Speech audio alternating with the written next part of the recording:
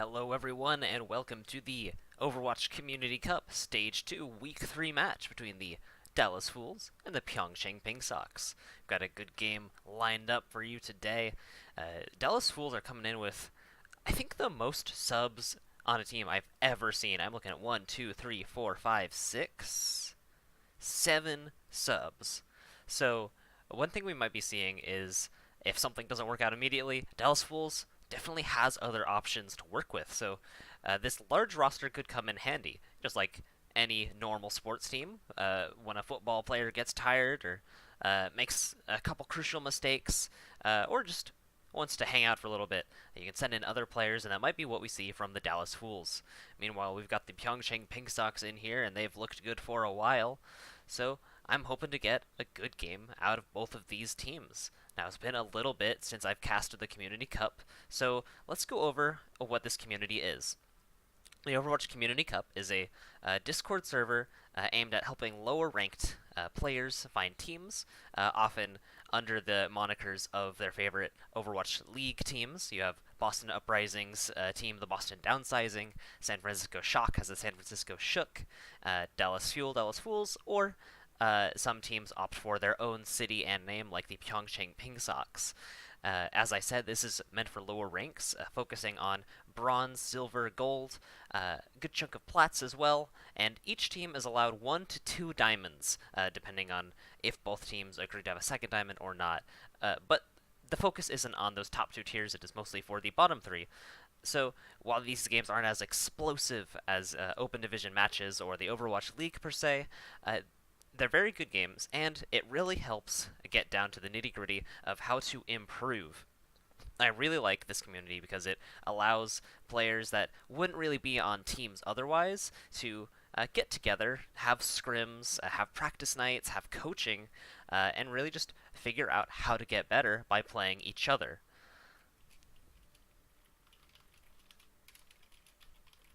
So I'm hoping that this will be a very good game, and no matter what, these players will go in here, do their best, and figure out how to improve moving into the next week's playoffs of Stage 2 and wrap up of the first season of the Overwatch Community Cup. Now, there are big changes coming Season 2 of the Community Cup, but right now we are going into Season 1.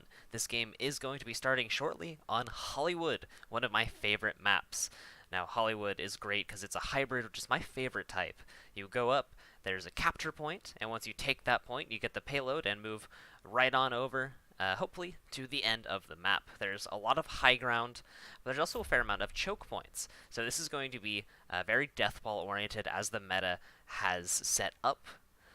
But there's also a lot of verticality on at least the second phase, the Streets phase of Hollywood, that can really enable your divey characters like a Genji or a Winston or a Diva.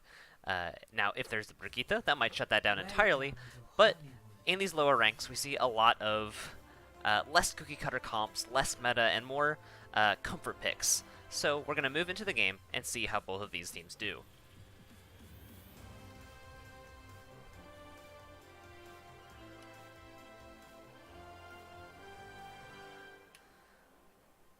Now moving on in here, this is the payload that needs to be moved.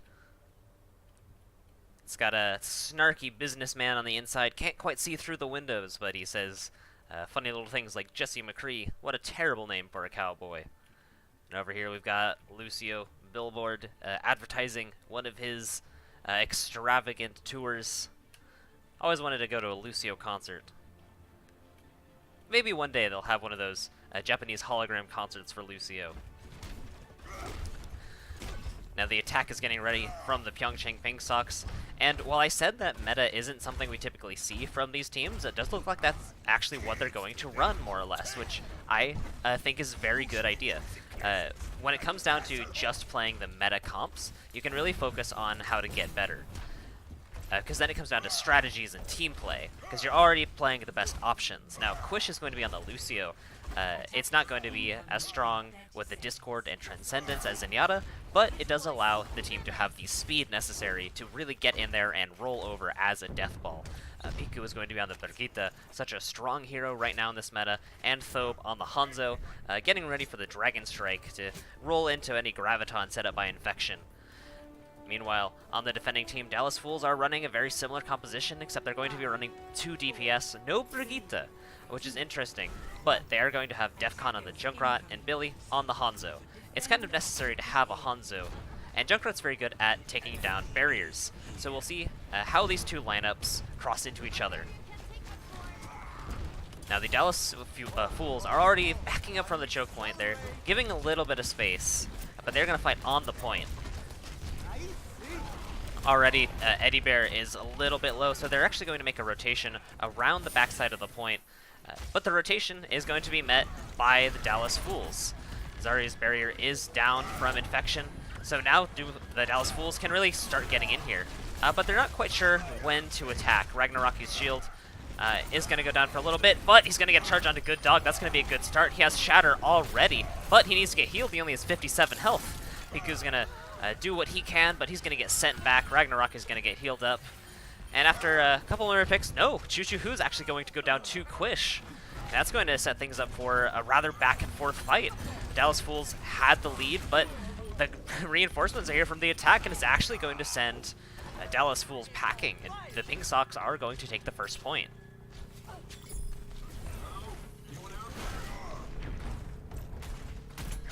Now, it's interesting to note that because of the late staggers onto the Dallas Fools, they weren't able to use all of their ultimates. Ragnaroki had a Shatter, but knew it would be a bad idea to use it when he was all alone. That does mean that they do have 4, almost 5, almost 6 ultimates moving into this defense. But in turn, so do the Pingsocks. So the next initiation, if both teams commit, is going to be a very explosive one. Both of these Reinhardts are looking for a timed Shatter, but the Tire's going to come in and get destroyed by Thobe. Good marksmanship as Ragnaroki, lets his shield down. And now the Dragon Star is coming in as well. It's going to be a double kill from that charge. And it's going to be a pickup as the Pingsocks keep moving forward.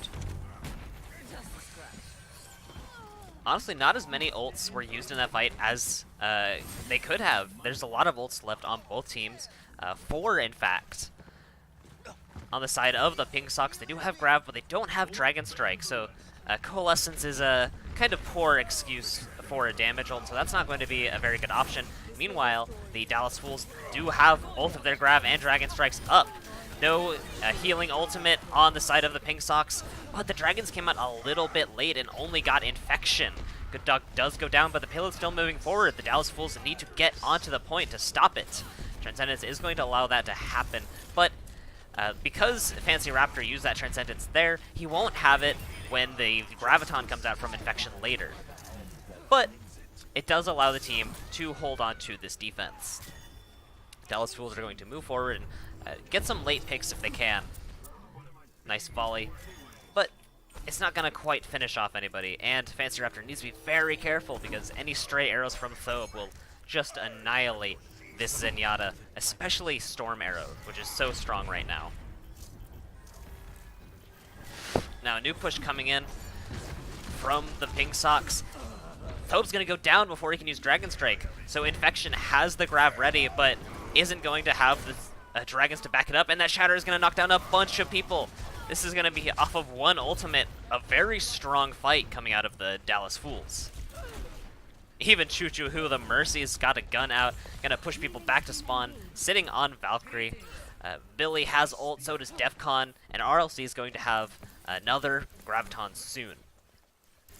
Now poor Thobe ended up getting picked off again in that fight, but still has ult, and Infection still has Graviton, so that combo could rip Dallas Fools apart, especially because Fancy Raptor doesn't have Trance yet. Now the damage boost is on Fancy Raptor from Chuchuhu, in hopes of getting that Transcendence back soon. Meanwhile, Piku is up on top. Well, was, because Billy found the Pharah and got the shot. And now here's a grab and a counter Dragon Strike, but Thobe's was definitely more effective. Maybe thought it was his Zarya's Graviton that came out, but it definitely was not. That's going to be a big win from the Pingsocks as they push forward and take Chuchuhu down with a headshot.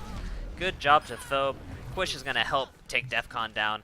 And now it's going to be a little bit late for this defense, but the Dallas Fools are going to come out anyway. Transcendence comes out too late.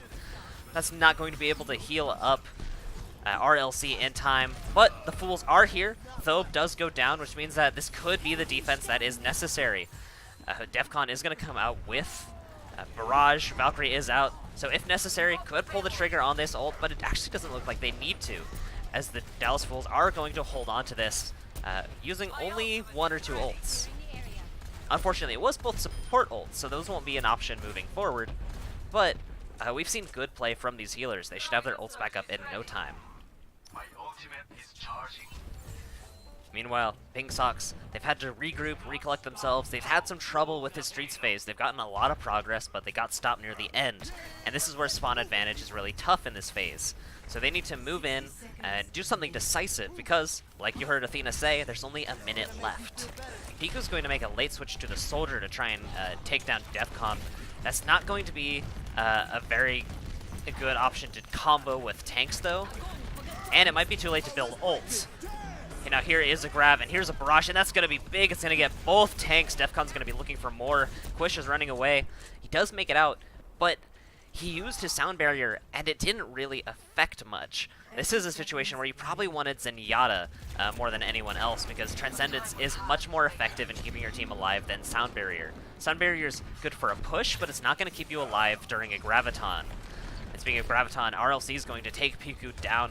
That's going to stagger him a lot. And now Ragnaraki looking for a sneaky shatter, but he's stuck in Dragons. But Chuchuhu is going to heal him up thanks to Fancy Raptor's Transcendence. And now it's just a couple left from the Pingsocks, and a shatter from behind actually gets blocked by Eddie Bear. Good awareness, but it still did its job. Eddie Bear is left, and it's just Piku behind, and he's going to get picked off eventually. A very good movement from him, but he's going to be taken down in the end. Good showing from the Dallas Fools moving into round 2.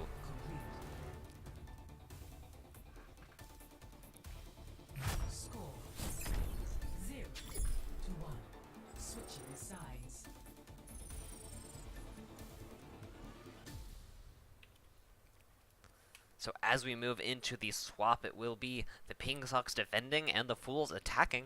They're going to need to find a new way, new angle to try and attack faster to be able to make it to... sorry, let me rephrase that. Dallas Fools, they have a lot of time, but they don't want to use too much of it attacking the first phase. The Streets phase gave Pingsocks a lot of trouble, and they don't want to be in that situation, so they want to make it through fairly quickly. That being said, Streets phase, often one of the easier phases, so the payload making it to here, it's not easy, but it's definitely better than it could be. Now this is where spawn advantage is pretty tough from the defending spawn, but I think the Dallas Fools are feeling confident that they can do this as they make a little circle spray. Shout out to Boston Uprising. And it's a dance party. Let's see who has dance emotes and who doesn't. Who needs to be shamed. Moving into their attack, Dallas Fools are going to be running the meta comp. Again with Fancy Raptor on Lucio instead of Zenyatta. I think both teams are opting for a Lucio on the attack just for the speed boost, which is viable. As I said before, Zenyatta Transcendence is much more powerful and will keep you alive during a Graviton. But both attacking teams so far have hoped that the speed boost will allow them to get through and roll over the enemy team before Graviton's even an option. So they're going to start moving on through as they go into the attack.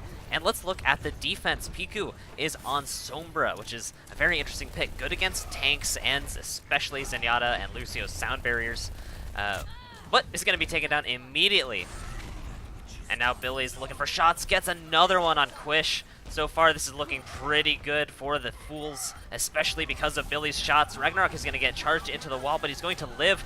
And Thobe gets taken out by Billy in the background. Now it's just free reign for the Fools, especially as they chase Mercy into the back. Good Dog's going to go down.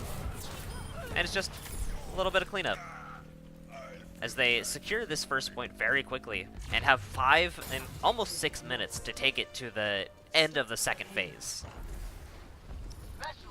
Chichihu's going to be damage boosting Billy, getting a lot of shots, especially with Storm Arrow. That's going to be very powerful. Piku needs to be careful on this Pharah now, because both Hanzas from either team have shown that they're very capable of taking out Pharahs with this projectile hero. Hitscan is more reliable in taking down Pharah, because hitscan shots are instant, like a Widow or a Soldier or a McCree, but projectiles have no damage fall off, and if you can lead the shots well enough, like Billy is clearly doing here, it's definitely an option. Now Piku is going to get rezzed. Good Dog did take a headshot, but lived. And now Billy's waiting for RLC to use the grab, or at least get a grab, but a stun onto Eddie Bear is going to let him set up for a nice dragon, at least for zoning, and a shot onto Piku. Billy is unstoppable right now. Thobe's going to try and put a stop to him, but he's going to get shot down as well. Now it's Quish, and he actually is going to get the kill, but it's too late. There's so many people from the Fools pushing Quish back, and Chuchu who's going to wiggle in for the res. Quish does have trance, and he might need to use it just to survive. The payload's so close. He's getting chased back. He only has 50 health. He might need to pop it now. RLC with so low health is going to use the bubble and is going to get taken down. Good job to Quish for surviving and holding on to the ultimate, because he is going to need to use it in this team fight to give the Pingsocks a chance to win this fight. The Shatter's going to come out, and it's going to get a bunch. Ragnarok is swinging around, but shout out to Piku, who's going to get one. Thobe's going to get another. Piku's going to go down, but these ults were well used. But is it enough? It does seem to be the case, as Billy's going to get chased back. Discord is going to make him take extra damage, and he's going to go down. Now this is the time where Pingsocks can recollect themselves, as this is where they spawn. They spawn right where Thobe's coming from, in this room. So it's going to be easier for them to get to the payload first. They need to essentially milk that advantage for all it's worth. Somehow Infection didn't get any charge from that. But they do have the grab, they do have Earth Shatter, but that's all they're working with. Meanwhile, there's a couple support ults coming out from the Fools, and they're going to start using them now to push through, but Thobe's going to take down Fancy Raptor. Earth Shatter's going to knock down Ragnarok from the back. Eddie Bear with the great positioning, set his team up for a great team fight. They need to win as many fights as they can to try and keep this defense.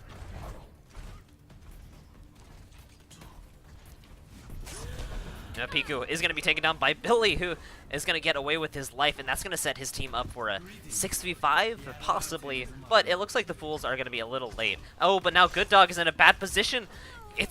Mercy's going to go down. That's huge from the Dallas Fools, and now Thobe's low.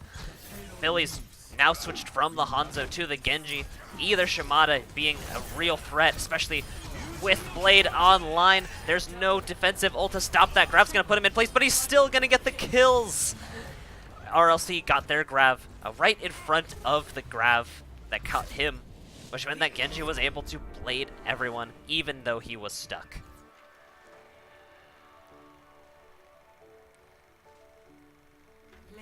Billy is going to get play of the game.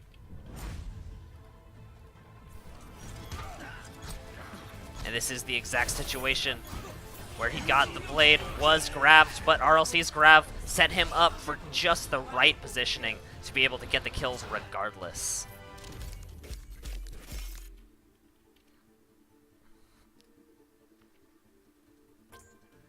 Now this was very good play from both teams. The standout performances so far have been from Thobe and from Billy. Very good DPS from both teams.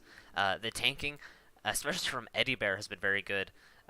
We saw, I think, if I had to choose a tank from each side, it would be Eddie Bear from the Pingsocks, using his sneaky positioning to get the shatters that tried to help his team get that defense, and RLC, who was very good with the grabs on the side of Dallas Fools.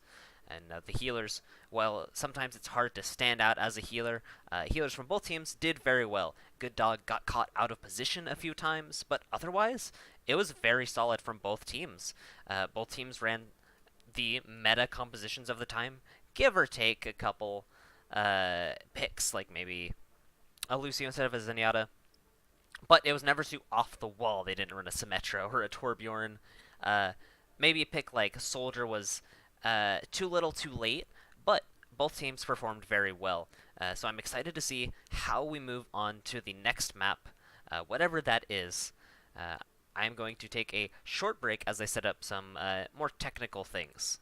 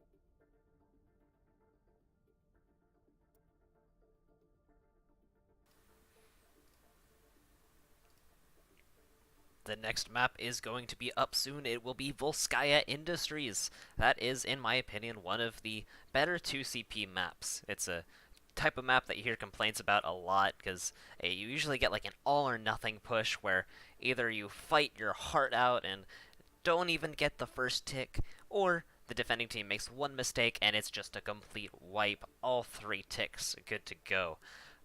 Volskaya Industries, I think, is one of the better designed maps for this type of mode. Now, before we talk about compositions, we need to talk about all the subs that have been made. As I said before, Dallas Fools have a ton of subs. But first, let's talk about the Pingsocks. Ghost Matter is in for Eddie Bear. I liked the Ryan performance from Eddie Bear, but it does look like the Pingsocks are going to make some changes nonetheless. Meanwhile, the Fools look like an entirely different team right now. The lineup goes: Panda plays, It's Mr. Kiwi, RLC, Dragon plays, San, and Fancy Raptor. So right now, there's only 2 members that are staying from the last map, RLC and Fancy Raptor. We'll see how that plays into the next map. Maybe these are players that are more comfortable with 2CP, or maybe Dallas Fools coaching wants more players to have more experience. Either way, getting subs in allows for more people to play, so I'm all for it. Now, back to compositions. Volskaya Industries, the height, the verticality of point A can allow for some dive capabilities, but you're probably going to be more focused on the choke point, either the archway at the front of the gate or either side of the hut on the main point. You want to be holding one of those, so it's more likely that we'll continue to see the current meta composition of Ryan, Zarya, Brigitte, Hanzo, Mercy, Zenyatta, and some variations of that comp. Now, you can run other comps, but we'll see how both of these teams approach it. They'll probably, from at least what we've seen, stick to a more standard meta kind of play. Now, moving on to Phase 2. That's where things get a little silly. There's some pits that you can get some environmental kills on, but it's more likely that we'll continue to see 2 death balls just smashing into each other round the point. It's going to come down to Hanzo play, just like the last game, although it came down to some Genji play on the attack from Billy. But when you are playing a composition that is only 1 DPS, sometimes 2 DPS, but typically 1 DPS with the Hanzo, it really comes down to how effective that sniper can be, especially using Dragon Strike in combinations with the Graviton. Now, to do that, you need to do enough damage to get a Dragon Strike. So that's really where the aim and mechanics come in. So we are going to be moving into Volskaya Industries. One more switch on the side of the Dallas Fools. Nikarasu is now in.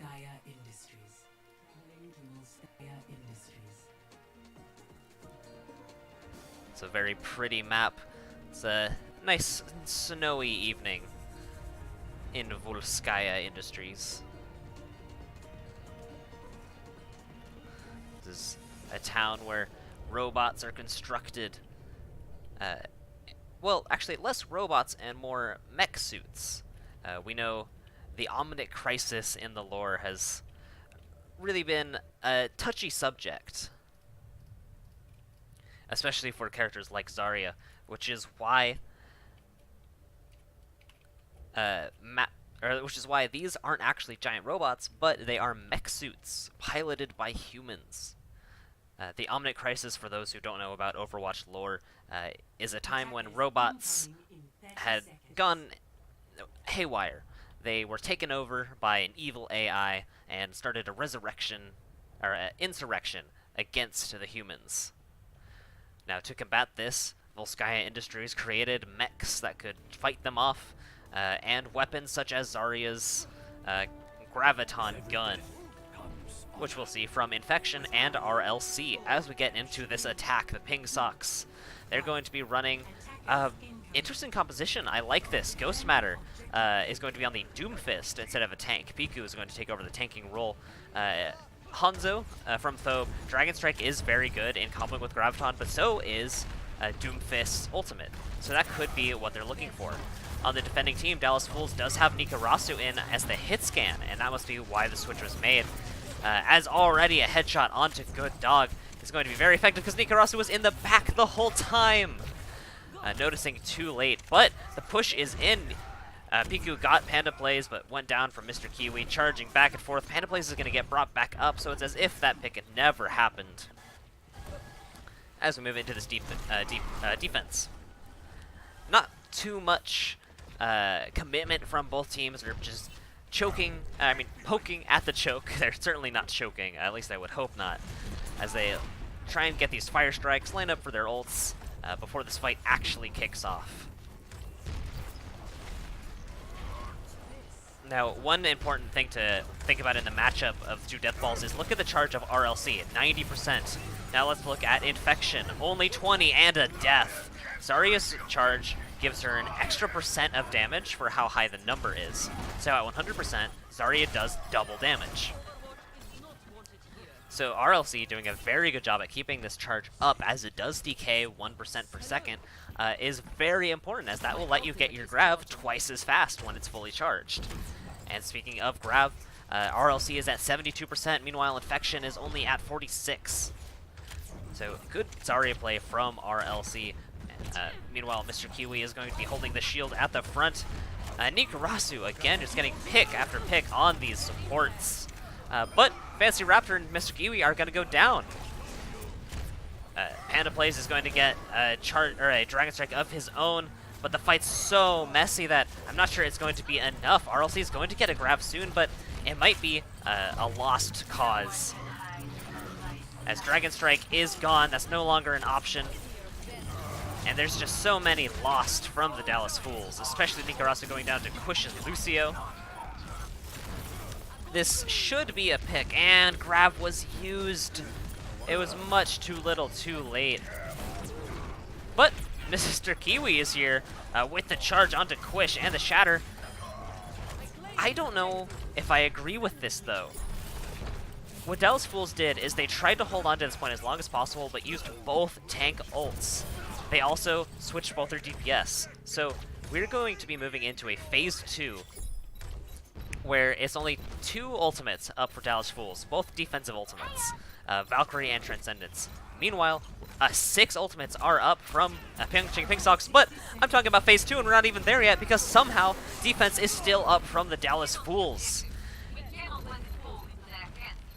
Now they are going to cap it, but that was actually incredibly smart. What the Dallas Fools did is they staggered the take for so long that the Pingsocks, who had 6 ults, now only have 3. They ended up using Grav, Sound Barrier, and Doomfist ult, which is incredibly useful moving into the second phase where they were at such a stark ult disadvantage.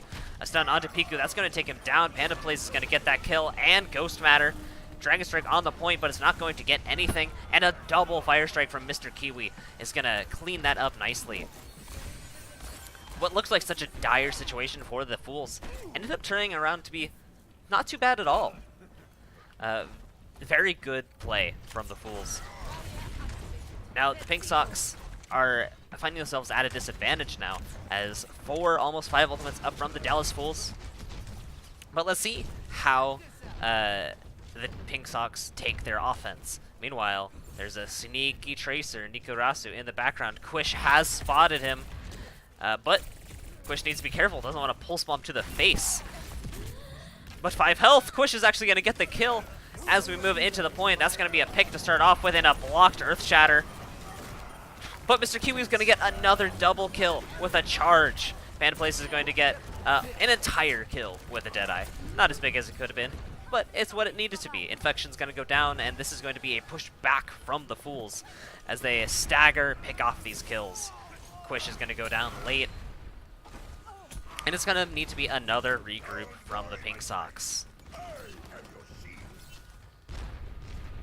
Piku holding up a shield, but in a situation where he doesn't need to. You don't really want to have your shield up for too long, especially when you're not in a fight, because you want it to recharge. But it does make sense to make double sure that no one's going to get picked off randomly by a volley of orbs from Fancy Raptor. Now Pulse Bomb did come out, and it got good dog. That's going to force the Pingsocks to turn back again. They can't go out without their primary heals. And now the Fools are pushing back again. Piku charged in, which could be his downfall, as he might get finished off. Nikarasu is going to go down, though. And suddenly the fight's looking turned around. Graviton's going to come out, but I don't think the sound barrier was even necessary because no one was really in danger. There wasn't a follow-up for that, and a big shatter from Piku is going to line up the Pingsocks to start taking point B. Ghost Matter's going to finish off RLC. And now Mr. Kiwi's waiting for the very last second to get on point, and he's going to get here too late. He's going to get booped off. Transcendence, though, from Fancy Raptor is here. Sand is here as well, but Nikarasu gets taken down immediately, so does Sand. Here's a grab that's going to finish off Panda Plays and Fancy Raptor, and now it's just Stagger from RLC as finally Pyeongchang Pingsocks take their win.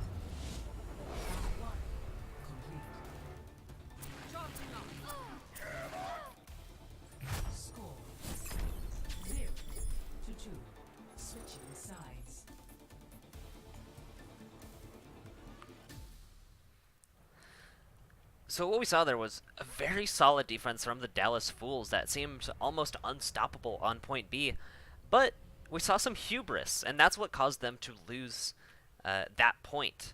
What ended up happening is that the Pingsocks, they lost their mercy, and then Dallas Fools tried to chase kills, but ended up going way too far, and ended up putting them in a situation where they lost one, they lost two, they used Grav, and it didn't net any kills, which ended up being a 4v6 with no ults, which let the Pingsocks roll in and get kill after kill, and then finally take point B. So Dallas Fools needs to be careful not to get too ahead of themselves, needs to not get too cocky, so to speak. So they're going to be running their offense now, and funnily enough, Nikarasu is also Doomfist. It's unsure if this is a joke that will switch into a hit scan hero later, or maybe he's serious about the Doomfist. That's always fun to watch. Meanwhile, let's go ahead and look at the Pingsocks. Another Sombra on defense. Pingsocks seem to be pulling out Sombra, which I enjoy because Sombra is a very fun hero to play, especially after her buffs. It does come down to how good the EMPs are from Ghost Matter, as well as the mid-fight hacks. Hack is so fast, under a second. So that could be the best option to maybe take down Nikarasu's Doomfist, not allowing him to use his uppercut or punch. Or Reinhardt, he won't be allowed to put up his shield if he gets hacked. So that's a lot of pressure on Ghost Matter, but Translocator lets him go in and out at will. And here he is, sneakily coming up, and there's no shield for Mr. Kiwi! That's a very good hack to start off, as that means that they just cannot push. Pingsocks are going to be a little happy with that, as that's time that they don't need to defend. But look at the rotation coming out from the Dallas Fools. They go around the long side, don't have to deal with that high ground yet, and now they are starting to exert pressure onto the point, forcing the Pingsocks to meet them on the ground. Doomfist is going to go down, though. Nikarasu getting a little too close to the Reinhardt and Thobe, especially with the Discord Orb. And now Pingsocks, they're kind of not sure which way to defend, but they end up getting the right kills. Panda Place is going to go down, and that's going to be a forced push back from them. And now it's Dallas Fools that find themselves needing to recollect themselves. Now look at Sand with no Dallas Fuel skin. Although I suppose this is an acceptable skin. Very nice feathers on the Caduceus staff. Now the push has started coming in. No ults really up for any team. Sand just got theirs. So Valkyrie will be an option. But it does look like Dallas Fools is going to... I don't know. They might have thought about going into the big health pack room, but they are going to do the same strat of exerting pressure onto the point. That's going to cause some problems, though, for the Pingsocks, actually. As Panda Plays, gets a couple picks, gets two more. What a good Deadeye. Drez is going to come out onto Quish, but Good Dog's going to go down in turn. And that's going to be a cap and a nice little jig from Panda Plays.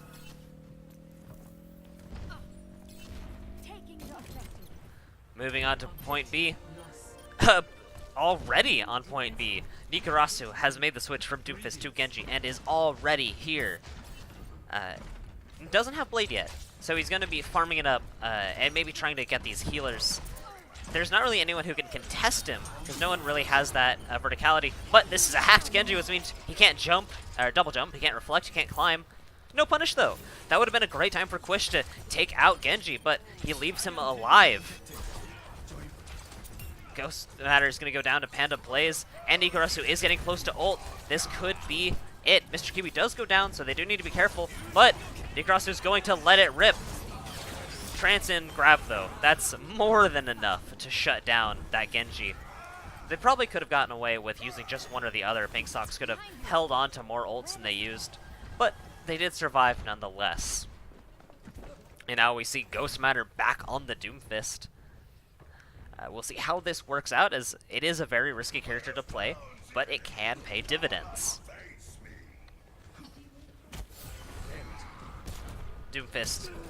Dallas Fools, rather, same acronym, are looking to get their next attack. They need to make enough space for Panda Plays to get a good Deadeye. That's what the tanks are here for. Kiwi and RLC are going to be moving forward to give him the space necessary. And like shooting fish in a barrel, Deadeye's going to get set up, but he's going to get knocked down and punched. Piku's going to get a triple kill, moving into 4. What a great counter to that play. That Deadeye was looking so good, especially with that Graviton, but it's going to get utterly denied. And we're going to see some switches from the Dallas Fools. We're going to see RLC move on to the D.Va as they move into a dive. This is really interesting. Dive gets shut down this season because of the prevalence of Brigitte, but Brigitte isn't here, which means that Winston's damage won't get cut in half by armor. There's no McCree on the Pingsocks side either, so this could absolutely work. Maybe the Fools are remembering all the time they played Dive in the last 9 seasons. So we'll see how they approach this. They need to get a good dive target, but unfortunately Panda Plays gets taken down by Ghost Matter. RLC is stuck in a bad position, but the dive is here. The backup is coming through. Panzer Raptor does go down next, though. Even though Good Dog is down, that's a lot lost from the Fools.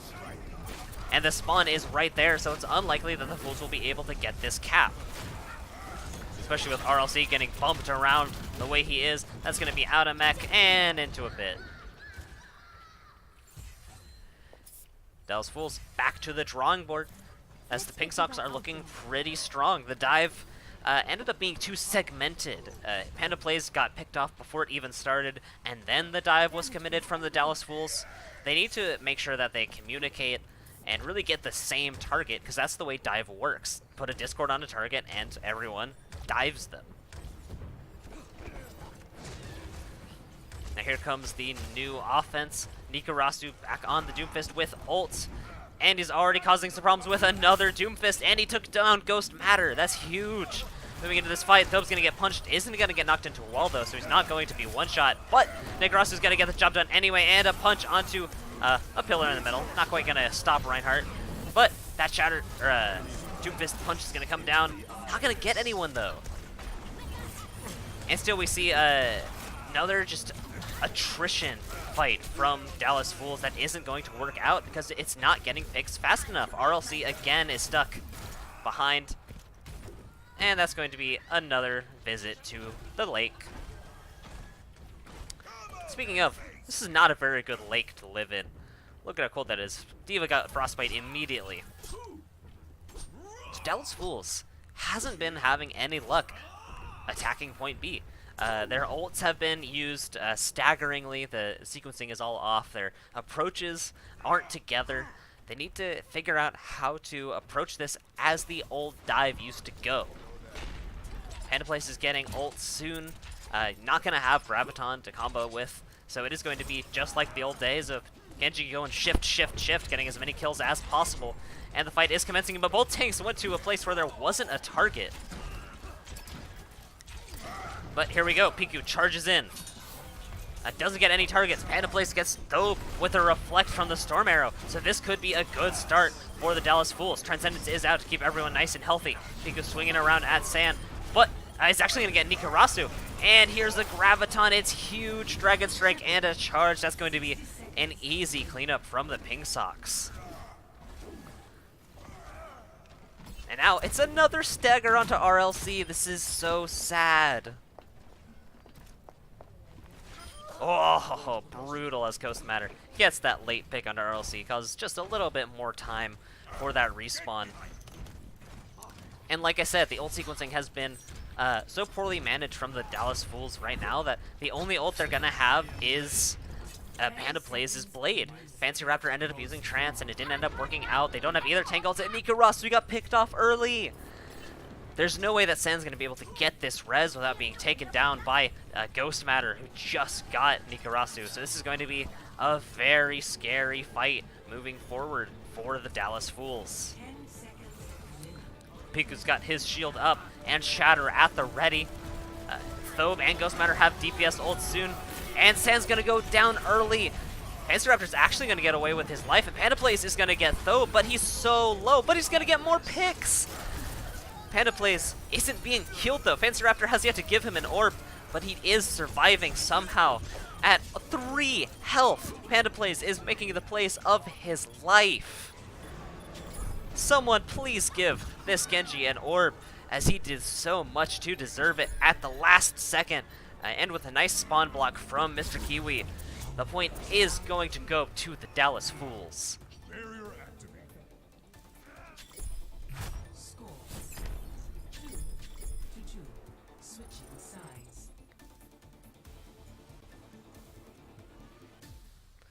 That was an absolutely nuts play coming out of Panda Plays, who at so low health got so many picks.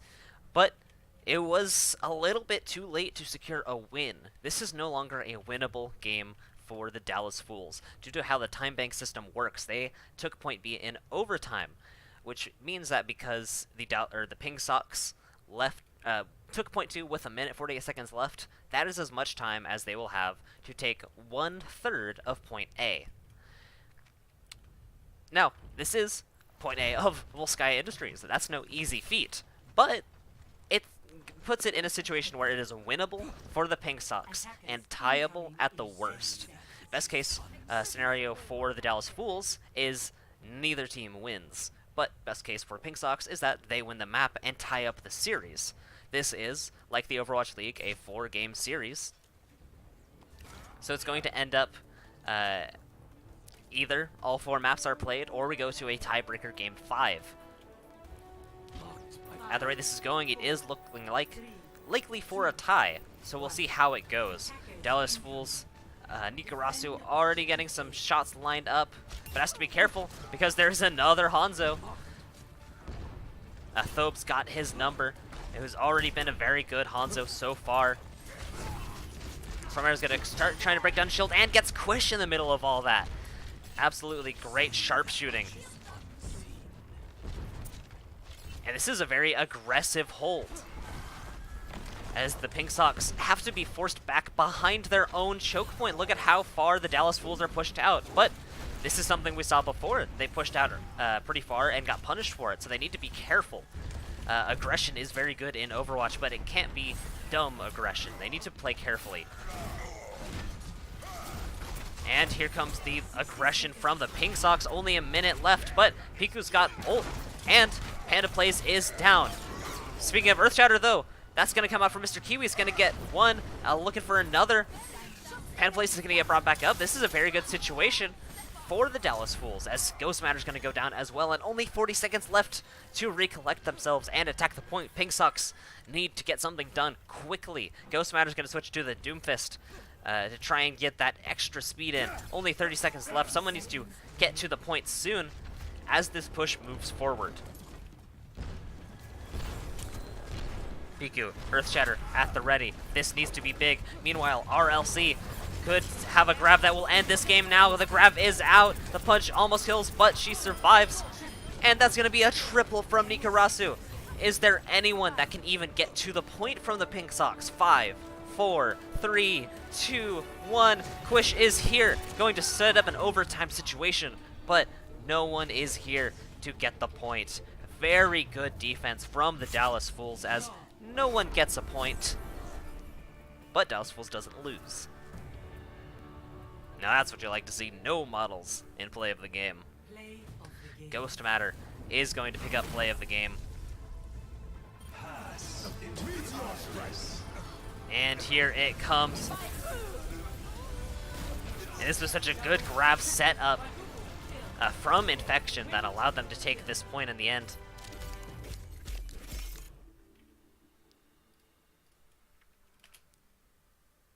And again, like I said before, very good gameplay from both teams to the point where no one won. No one lost, but it was a tie. So very good gameplay from both teams. Dallas Fools took a while to attack, but their defense was so clutch in the end that they were able to prevent themselves from going 1-1. Uh, the Pink Sox were so close. Their attack from their round was very good and gave them enough time to try again, but it wasn't enough. Now, I would have liked to see from the Dallas Fools better ult sequencing that would have allowed them to end point B with time left, but the ults were used a little bit too out of order, so they didn't really have enough to push until the very end, and that is what allowed them to put this in a tieable scenario. So, next map is going to be Nepal. This is not a tieable game, which means that either the Dallas Fools will take this 2-0 and win the series, or Pingsocks will tie it up and have another chance going into Game 4. It's unlikely now that a tie is an option, as we've done both escort and capture points. So it's not going to be a Game 5 scenario. So Nepal is really what's going to set the momentum going into the next games.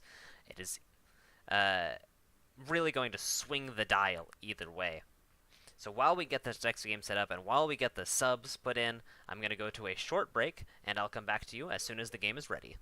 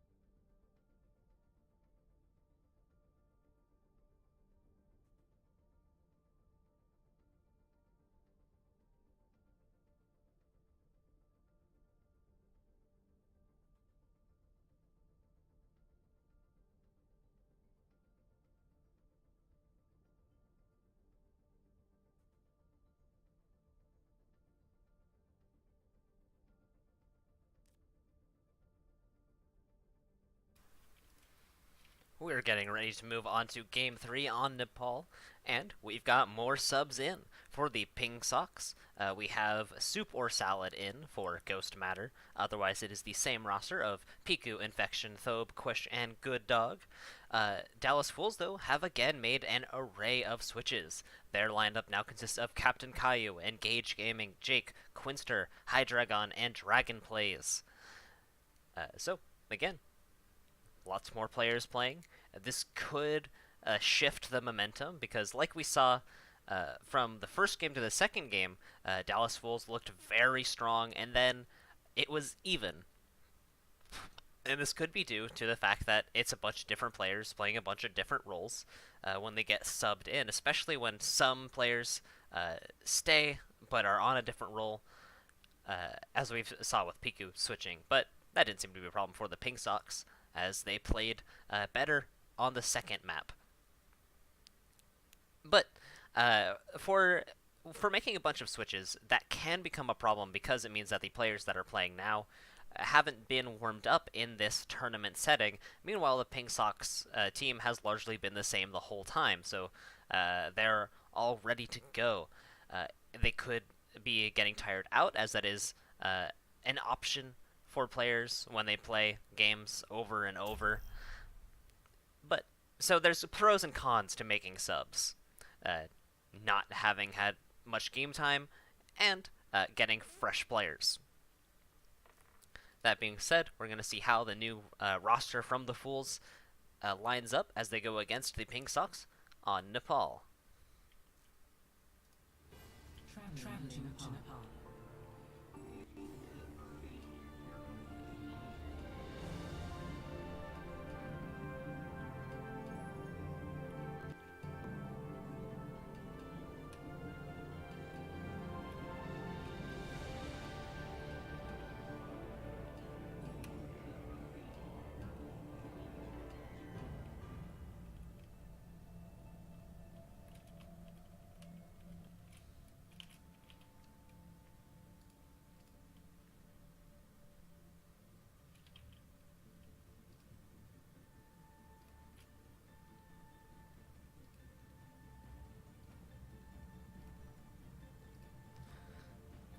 Moving over towards Nepal, we're going to start on the Sanctum.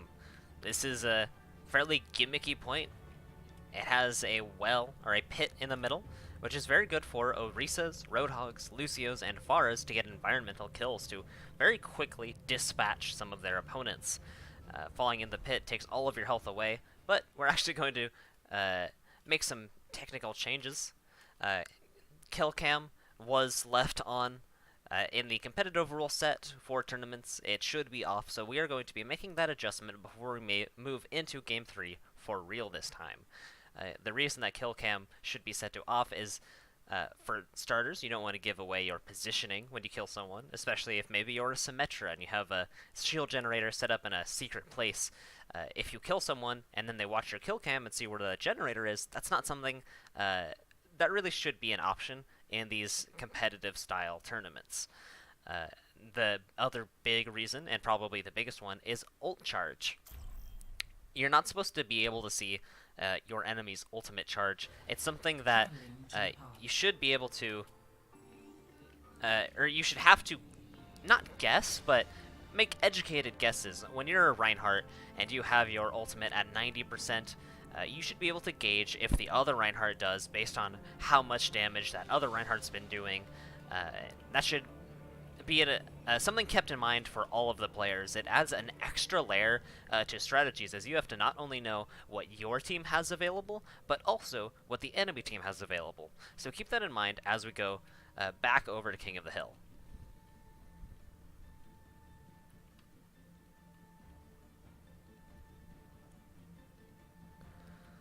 We're going to go to the same map. Sometimes you don't when you restart the map, but that is what we're going to get. And from Dallas Fools, we're going to get a Deathball comp, which is interesting.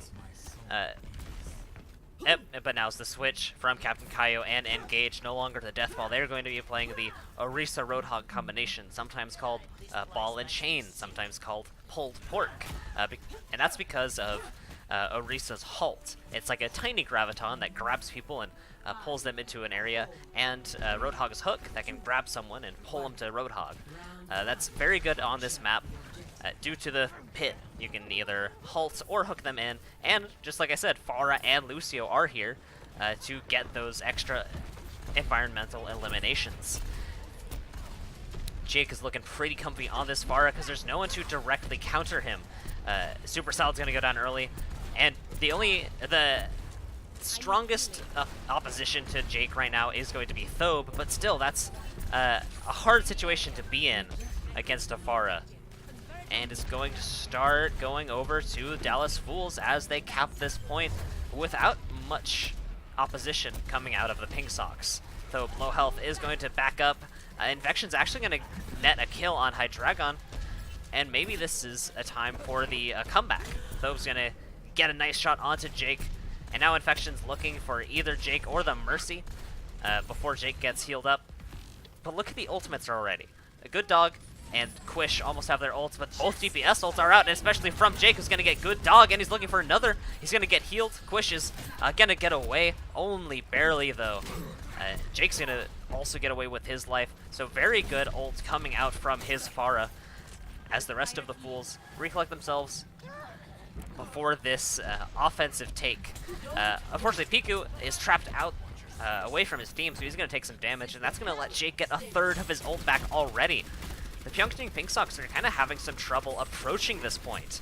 It's very hard to get on the point if you don't, once you've lost it, because of these environmental kills and all the damage coming out from Jake and Hydreigon. That's a lot of explosive damage coming out from those teams. And speaking of Hydreigon, here's a tire. Let's see where it goes and what it gets. It's going to go all the way around, and it's going to get immediately destroyed by Thobe. It was so close to Thobe, too, so very good shot. And he's got Dragon Strike ready, but he doesn't even need it. He's going to get 3 kills on his own. And a nice environmental kill onto Mercy, who didn't have anyone to fly up to. It's just Captain Caillou and Dragonplays left. Jake as well, but there's only so much one Pharah can do. And at 83%, it's going to, well, not yet, start going over to the Pingsocks. That was a very good stall from Dallas Fools. This percentage is still going up. And actually, it's not lost yet. Quish is going to get taken down by Engage Gaming, and it's going to get Infection. So if the rest of the Fools can get here in time, they can try and stop this cap, but a nice hold from Piku. 99%. This has to be the longest hold possible for the Pingsocks to get back into this. That's going to be pretty scary with Jake on the Pharah. Super Salad is now on the Soldier, but it isn't working out yet. Jake gets a kill. 41 health, but is going to get Super Salad next. Jake, unaware that Soldier counters Pharah, is going to get that kill. Now Infection is using Whole Hog on the point, is going to get barriers from Quish, but he's going to get taken down eventually. And now it's just Quish running around the point, but they haven't killed him yet. They need to take him down so that they can actually cap the point, but this frog seems unkillable right now. Caster's Curse, it is going to finally happen, but here's another tire. It's going to take down Super Salad. And now it's just a stagger from the Pingsocks as they try and get back onto the point. Piku gets on, tries to put down ult, but loses it in the attempt. And it's just one after the other. Pingsocks are getting taken down. This is going to be round 1 of Nepal, going towards Dallas Fools, but possibly not yet. Quish gets a boop onto Hydreigon. That's pretty good. Good Dog gets killed, though, but Super Salad's here now. The Pingsocks are doing their best to not give this up. Unfortunately, it was all for naught.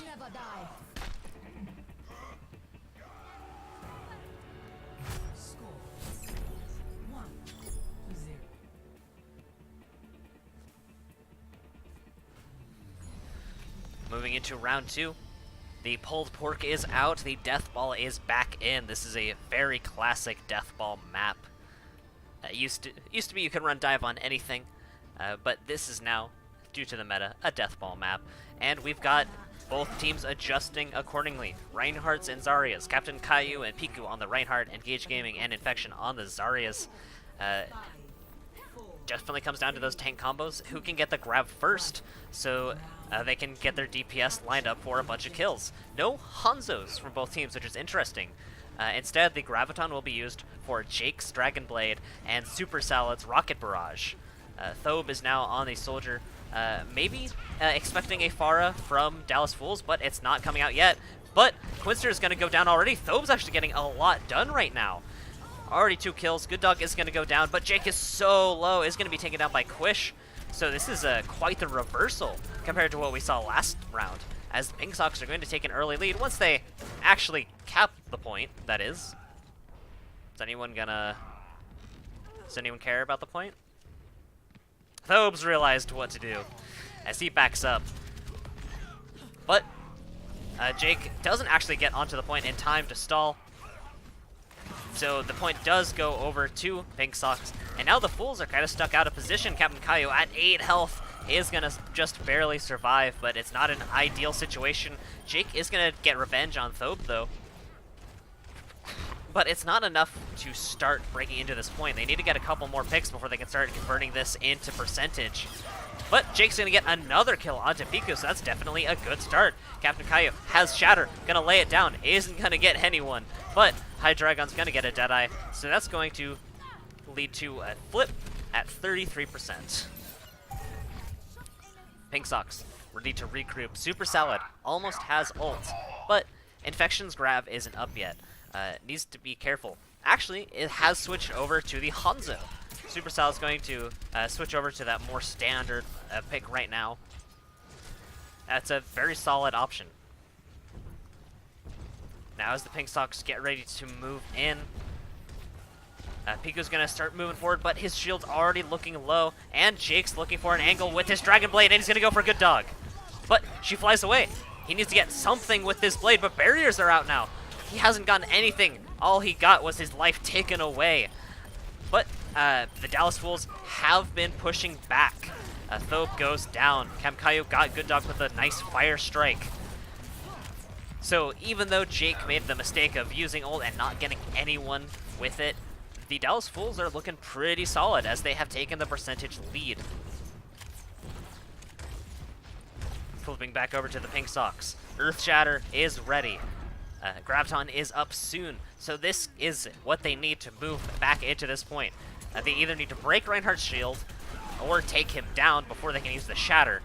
But with Infection holding on to Grav and a big Shatter too, they should be looking good to take this. I haven't used Grav yet, but possibly don't need to, as Quinster's going to go down next. These tanks are just being batted around from the Fools, and now it's going to be finishing them off. No deaths on the side of Pingsocks in that interaction. A very good and clean fight, and they still held onto the Graviton Surge. So that's going to be very good moving into their defense, especially because Super Salad has the coveted Dragon Strike. One good grab combo is all they need to win the next fight and extend their percentage to try and catch up. Captain Kaio's moving forward, but he's got half health. And there's the grab. Transcendence is out, but it is possible to out-damage the Transcendence. Didn't happen, though. Unfortunately for the Pingsocks, nothing about that combo ended up working out, and now the picks are coming in from the Fools. Jake getting 2 in the background. Hydreigon finishing off Super Salad, and he's moving on to the point. He's looking for Infection, but he doesn't even make it before Engage Gaming takes him down. Close percentages, though. 76% to 85. Unfortunately, Dallas Fools' percent is growing. So the Pyeongchang Pingsocks need to make something happen, and fast. They do have a lot of ultimates available, but so do the Dallas Fools. But look at this. Dallas Fools are pushing forward. Meanwhile, the offense is coming from behind. This is such a good movement, punishing the hubris of Dallas Fools again. A great visor from Thobe. Both Shatter and Grab are going to come out, but it's actually Captain Kaio that's going to go down.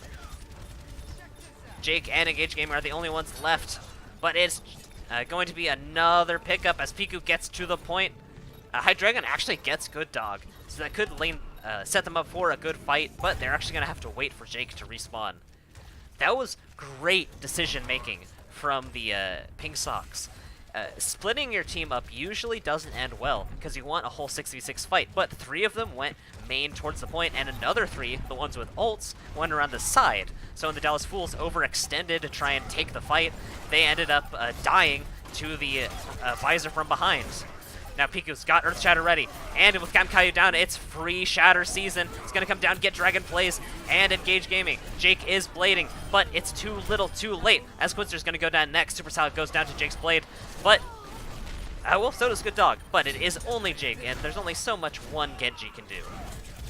Dragon's going to run onto the point, but the sound barriers are out. Captain Kaio's running, but he's just going to get charged off. Dragon Plays is on his way, but he's not going to make it in time. Very good adaptation and strategies from the Pingsocks this round.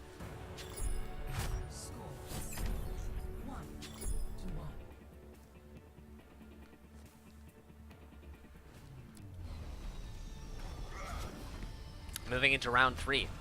Onto the village. Deathball's still going to be the name of the game, but it depends on how both teams approach. You can either use the high ground to attack through here, or you can go through the low ground and go right to the point and defend from here. No Pharahs on either team yet, or right now. Pharah's very good on these King of the Hill maps, so it's interesting that we only saw Pharah for a little bit on the Sanctum. But it does come down to what the players are most comfortable with. We do see the Pingsocks opting for the low ground, and meanwhile, Dallas Fools are on the high ground. Jake is on the Mei, which can wall off members of the Pingsocks for easy pickings, especially with Captain Caillou having charge as an option. And now they need to make that happen as they rotate all the way around to the side of the point. Now, Piku's going to charge out, but he's going to get caught out of position. He's going to start getting slowed down by this freeze, and he's going to get charged. His team is helping him live, though, and Dragon Plays is going to go down.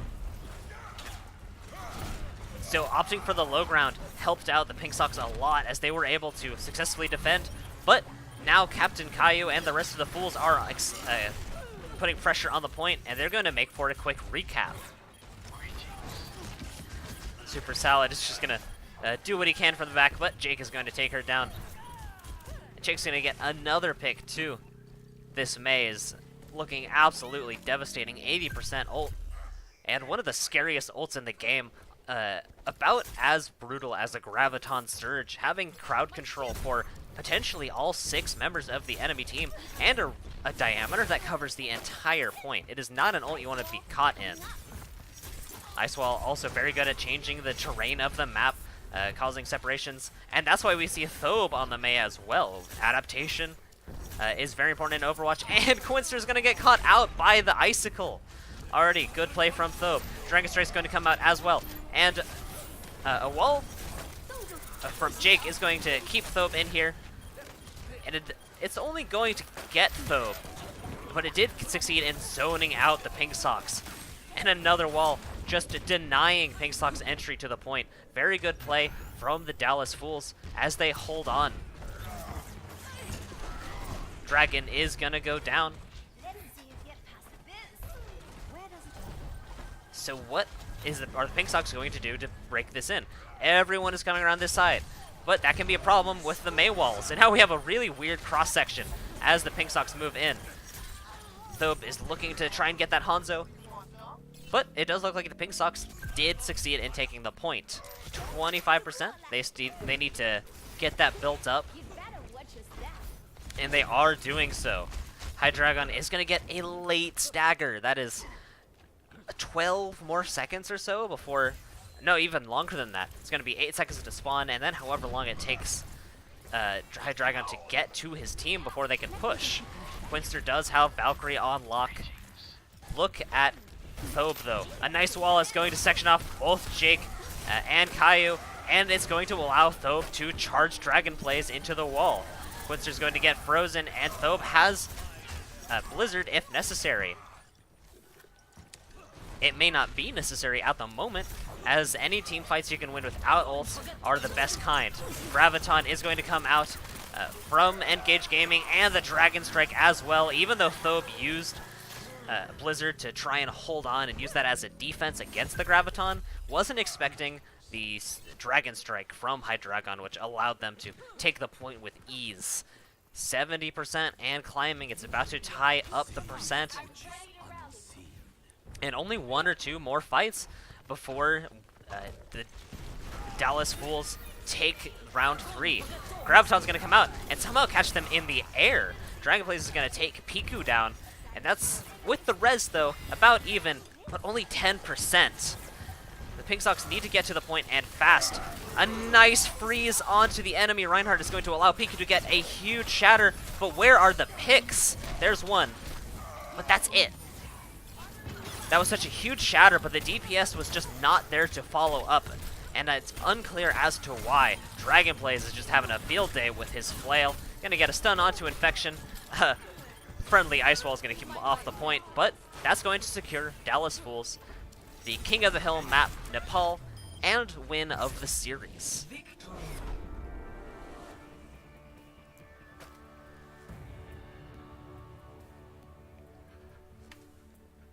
Play of the game.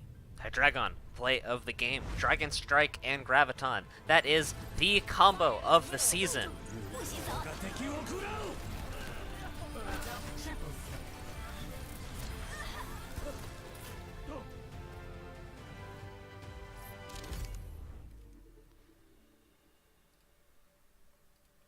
That was a very good play from the Fools to end up coming back and taking that map. It was 1-1, but they, with the help of Jake on the May, were able to secure round 3 and win the series. We are going to go into a round 4, or a map 4, for seeding purposes for the stage playoffs. So we'll see if the Pingsocks can at least get a map win to help them in that seeding. Now, as I said before, Dragon Strike Grav is the combo right now. That is because Brigitte is such an issue that there's not a lot that can take down the armor, or at least that's how it used to be. When Brigitte was able to give 150 armor to every one of her teammates, it was basically unstoppable. It was so hard to get rid of that armor. So the answer to that was a Graviton and a Dragon Strike, especially damage boosted or nano boosted. That will even go through a Transcendence, so that will be enough to take down that armor and whoever's in the Grav. Other options like Pulse Bomb aren't as effective anymore because Pulse Bomb was nerfed by 100 damage, so that's not going to take tanks out anymore. Zarya, full health, will survive a Pulse Bomb and have 100 health left, so it's not as useful anymore in that regard. Dragon Strike is just so far superior as far as damage. Barrage is always an option, but Rocket Barrage is such a risky option because using it usually ends up in you dying, unless you have a bubble or a sound barrier, or are just in such a good position that it catches everyone by surprise. It is just such a dangerous ult to use. Just like McCree's ult, where any ult where you have to stand still to use, it makes you a sitting duck. That is what we saw on Volskaya. When McCree had Deadeye lined up, there was a Graviton, so many headshots ready, but he got shattered, and there's nothing he could do, because McCree can barely move when he's standing still. So that's why Dragon Strike is the best option for Graviton. It does a ton of damage, and once you use the Dragon Strike, Hanzo can go ahead and move around, get more shots, and start charging for the next ult.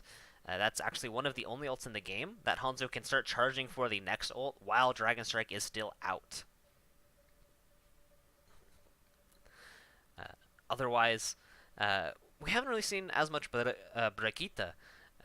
Like I said, armor is the reason that that combo is so useful, as well as the fact that Death Ball requires players to be close together, so Graviton's going to be that much more effective when a Ryan, Zarya, and whoever else are in a clump together. But we haven't seen as much Brigitte, possibly due to the nerf, but she's still very good regardless, kind of defining this meta. So it's interesting that we don't see that as much from either of these two teams, but like I said, this is for lower mid ranks, maybe not any Brigitte specialists, maybe it's not as flashy as you would like as a Genji or a Hanzo, so it's fine. We'll see how both teams adapt and adjust with or without a Brigitte. As we get this fourth map set up and ready to go, I'm going to go to a short break.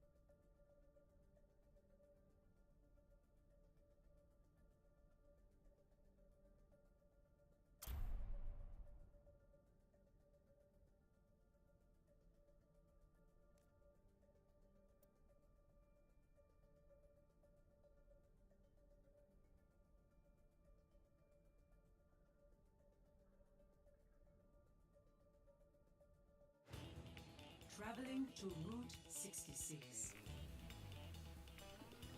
Like you just heard, Route 66 is going to be our last map.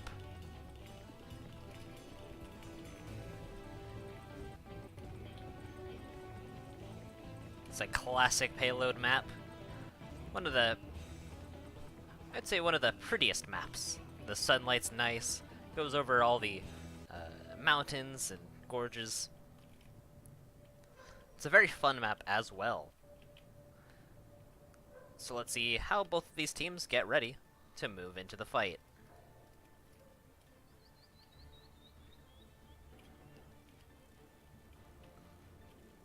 Come on in. It's open.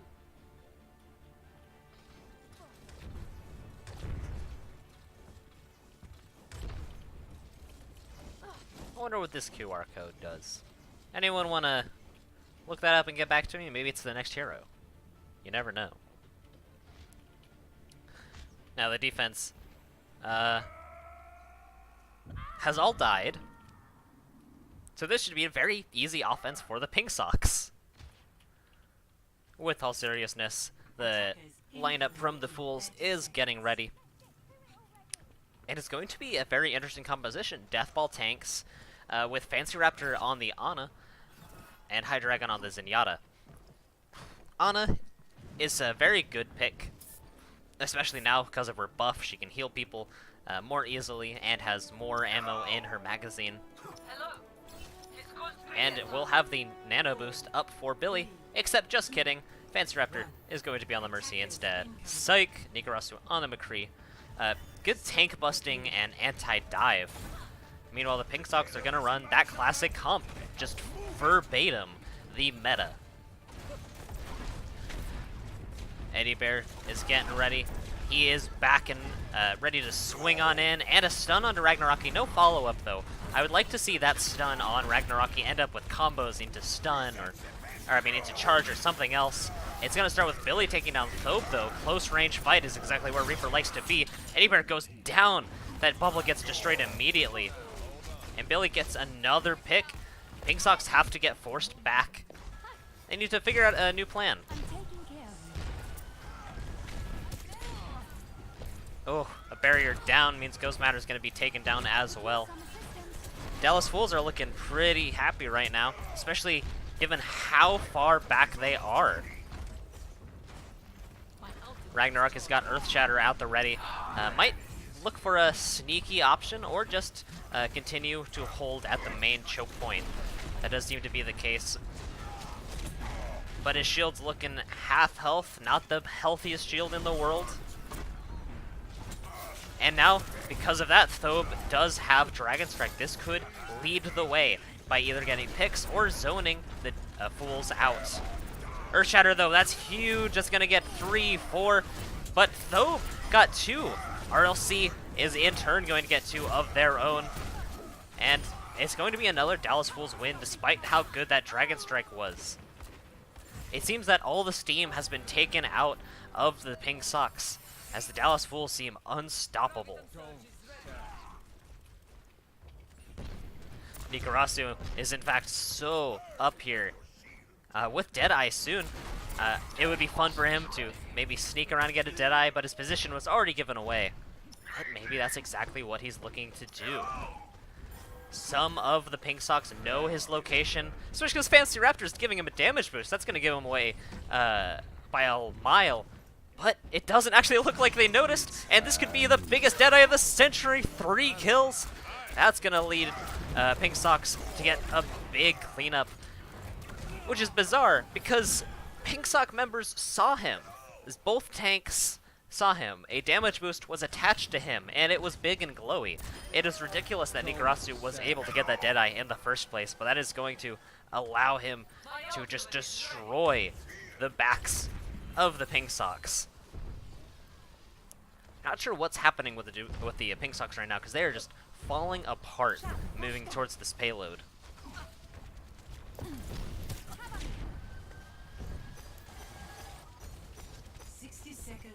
Only a minute left, and the payload has barely moved. They need to make something happen now, but Billy is here. Grab is out. And that's going to be a couple picks. Hydreigon's going to go down, but Rez is always an option and is going to come out as well. Nikarasu went down as well. So actually Nikarasu is going to get the Rez, but no! Denied! Thobe is going to kill Fancy Raptor. So now with only 3 members of the Fools left, this is the best chance that Pingsocks have to take this payload. 30 seconds remaining. Not to mention, Piku getting close to Graviton. With the Dragon Strike, this could clean up the Dallas Fools and make way for their team. But somehow that Earth Shatter worked. Transcendence out early and a little bit late for the other team. But Billy's going to come down, get a double kill, and get all healed up because of it. He's going to take a Piku next, and Eddie Bear's going to go down. Absolutely devastating defense from the Dallas Fools. Seems that whatever momentum Pingsocks might have had from that King of the Hill game is just gone. Score 0-0. Switching sides.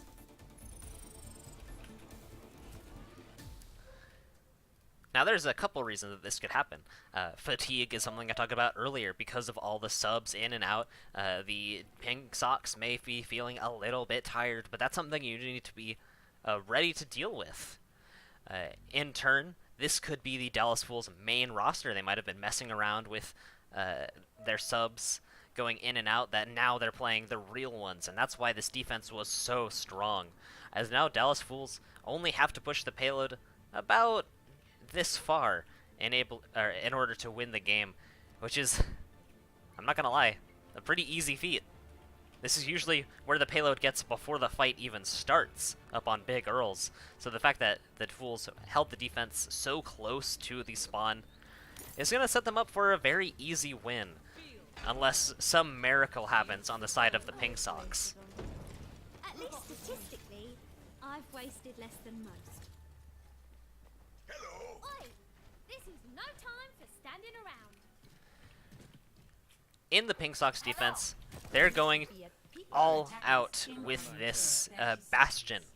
Thobe is going to be laying down as much damage as possible onto discorded targets and barriers, and he's going to be protected by both Eddie Bear and Piku as they Reinhardt and Orisa. This is double barrier. This is 1,800 health of barriers to get through before the Dallas Fools can start shooting Thobe.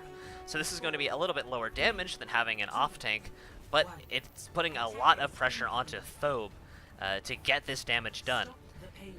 It's probably one of their best options, though, as this is going to be a tooth and nail defense. 4 minutes, the payload's already halfway. Charge is coming through, but a nice counter charge. Ragnaraki goes down. Thobe finishes him off. Nikarasu goes down next.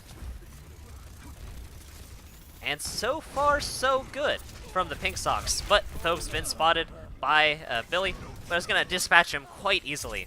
Storm Arrow is good at just obliterating Bastion with all 6 arrows, but Thobe was able to survive. But he's going to get charged in, and he's going to get destroyed. That's going to lead Dallas Fools to another pickup and 3-0 in this series. Good Dog's going to take a nap as Dallas Fools closes this out.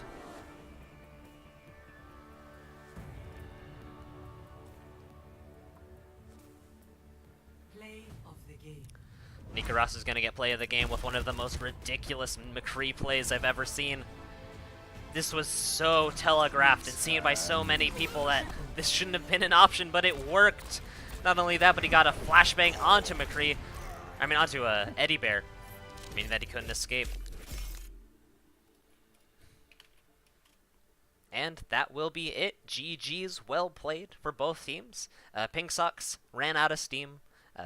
Dallas Fools, no matter who they played, had a very good showing. So good job to both teams as we move forward in the Overwatch Community Cup Stage 2.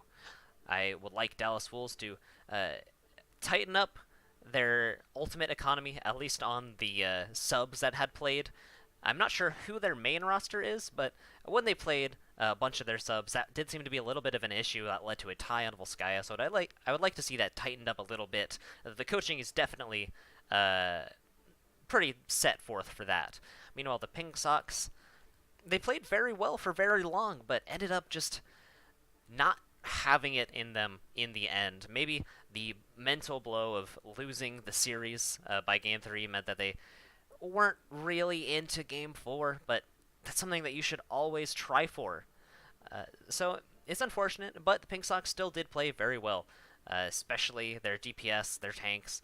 Their healers' positioning could be a little bit better, but that's always something that you need to work on in these ranks. So I think both teams had a very good showing, know what they need to work on, and will be even better moving forward in the series. I will see you next time, perhaps even tomorrow, for a 3v3 tournament at the Community Cup. But until then, I'll see you later.